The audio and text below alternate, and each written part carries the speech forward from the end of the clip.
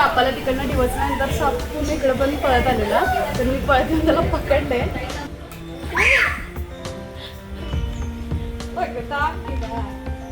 तर हा धामणगावचा बिनविषारी साप आहे, याच्यापासून आपल्याला कोणताही धोका नाही आहे. पण तरी कोणत्या सापाची योग्य माहिती नसेल तर साप पकडण्याचा प्रयत्न कोणी करू नका. तर हा साप आपल्या घराच्या आजूबाजूला उंदीर खाण्यासाठी येतो, त्याच्यापासून आपल्याला कोणताही धोका नाही आहे. चला तर आपण याला सेफली पॅक करूया आणि लगेचच रिलीज करूया.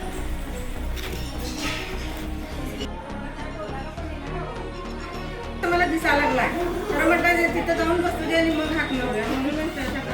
तरी थांबलेला थांबलेला म्हणजे मी त्या मागापासून तिथं सायकलला नजरच केलेली नाही. आणि केवढा चपळ एका कुंडीवर त्यांनी जास्त केलेला हे केले बघा की हे तुला भीती वाटत नाही का? आता सवय झाल्या. ते तिला हे केलं आणि कसं काय नाही भीती वाटत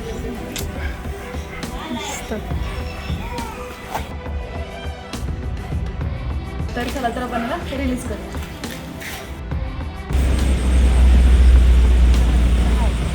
आता कॅमेरा मनकडे काय